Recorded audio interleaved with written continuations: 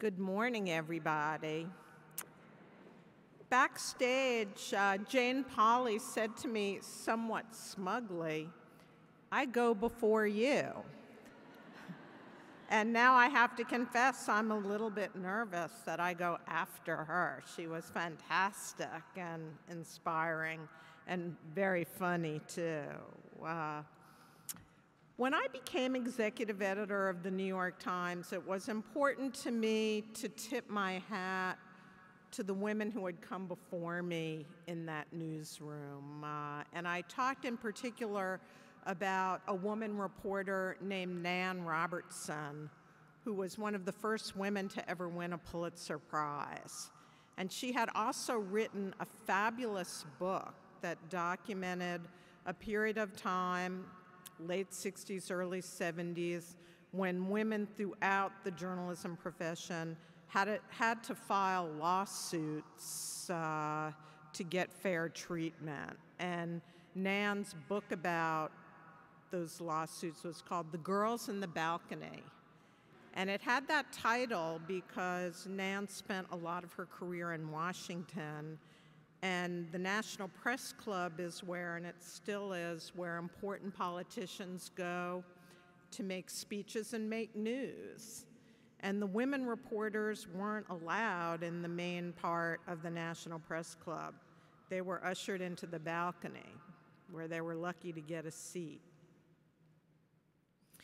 I think about those things because sometimes we lose sight of the fact of how much progress has been made since that time, and really during the last century, the role of women in our world couldn't have changed more profoundly. My mother's father actually came to this country around 1900, and now you'll know why I like to use hat metaphors. He came from Hungary, where he'd been a milliner by trade. And he came over on the boat with a gentleman named Adolf Zucker, who once they established themselves in New York, Zucker started a little company, then called Famous Players, which became Paramount Pictures. He gave my grandfather a chance to be a ground floor investor in that business, but my grandfather thought about it and ended up shaking his head and saying no, with this immortal line: "These moving pictures are surely a passing fancy, but ladies will always wear hats."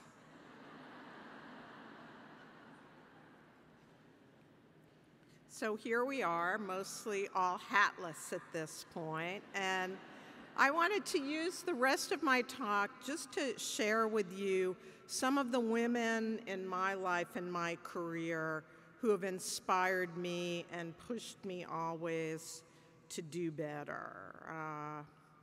The first woman who I ever met in all of journalism was a woman named Sandy Burton. And she hired me when I was still a student at Harvard. She was Time's first woman bureau chief. She headed the Boston bureau. And she immediately became my idol. She loved politics. It was the 1976 presidential election. She would lug around these heavy bags stuffed with books by Theodore H. White and newspaper clippings by David Broder of the Washington Post and Johnny Apple of the New York Times. And she took the time to inspire and teach an absolute young novice nobody named me. She gave me some assignments to cover some of the lesser candidates in the primaries and talked to me as we went along, because Sandy didn't even have a seat in the balcony. She had started at Time as a secretary, and in the 60s, no women were being hired there except as secretaries. But she kept on knocking on the door.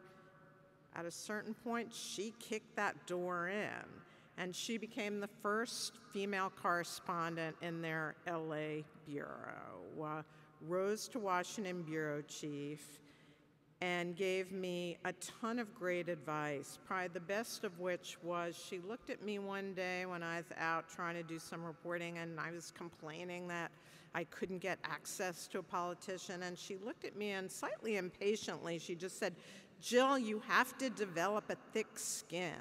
It has to be as thick as a rhinoceros." And when I became the first female Washington bureau chief of the New York Times in 2000, Sandy was working for Time in Asia, and she sent me a telegram. Here's what it said. "I can hear the glass shattering all the way to Hong Kong." One of the big stories that I covered when I was working for Sandy at Time was about a young Harvard professor named Doris Kearns Goodwin.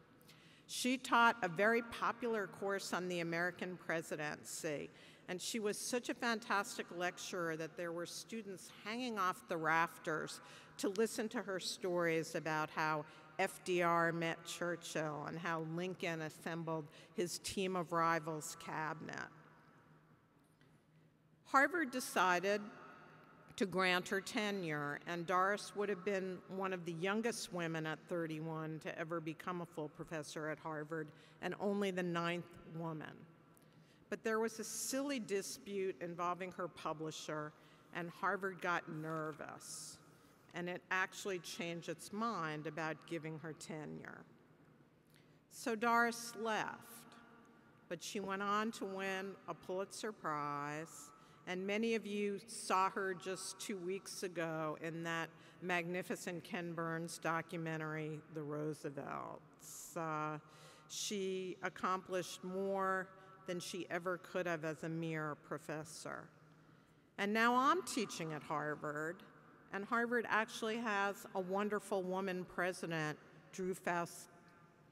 She is a fabulous historian herself, and wrote a book. If you've never read it, you should. It's called This Republic of Suffering. And a lot of the book is about women during the Civil War. It's easy to forget the level of casualties during the years of that war. Over 620,000 soldiers were killed.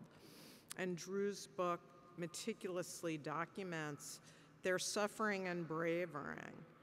She quotes one widow, Richmond's Mrs. William McFarland, who said, "Let us remember that we belong to that sex that was last at the cross, first at the grave."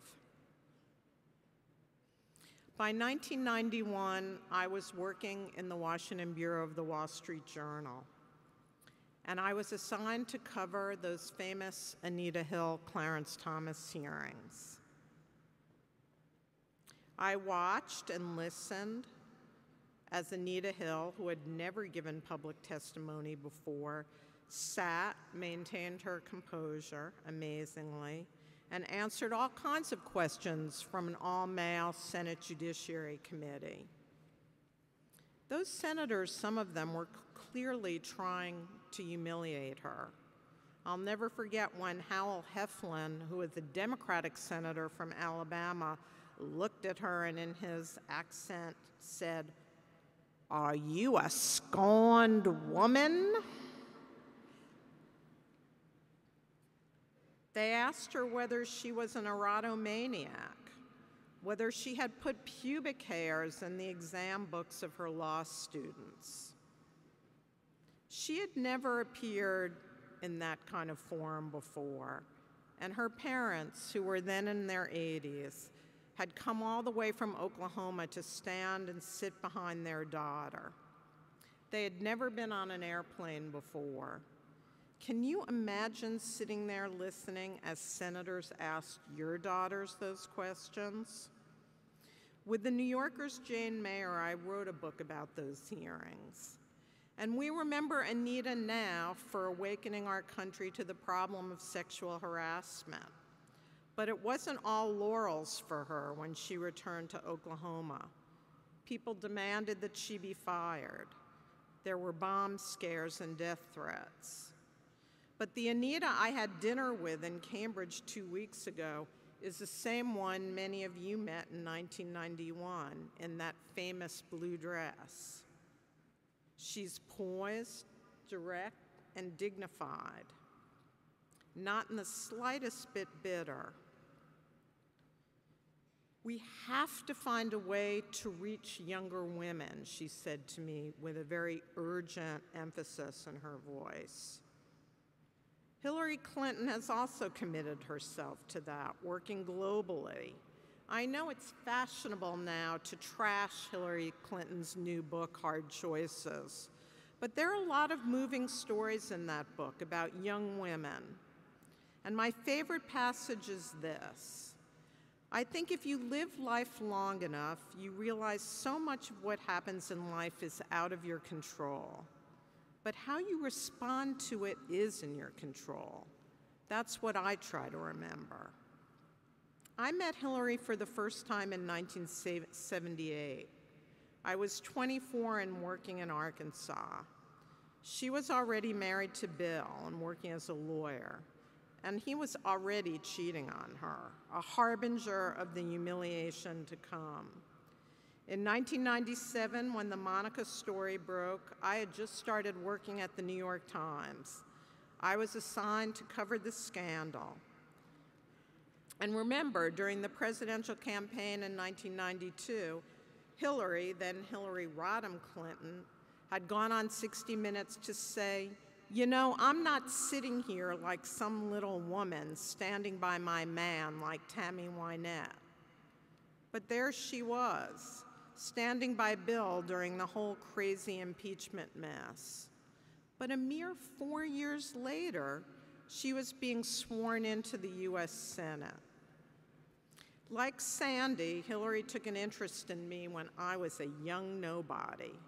As head of the American Bar Association's Commission on Women in the Profession, she was immensely helpful to me when I was a beginner reporter at the American Lawyer. She took my calls. She even made calls for me. You probably figured out by now that the theme I'm trying to hit home is this: women are damn resilient. And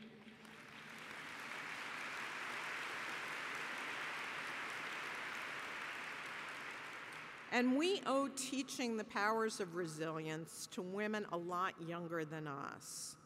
If you are skeptical, here are some data points. My 31-year-old daughter, Cornelia Griggs, is a trauma surgeon.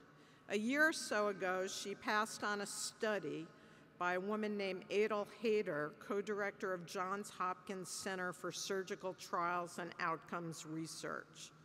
It found that women who had suffered traumatic injuries were 14% less likely to die after surgery than men with equivalent wounds.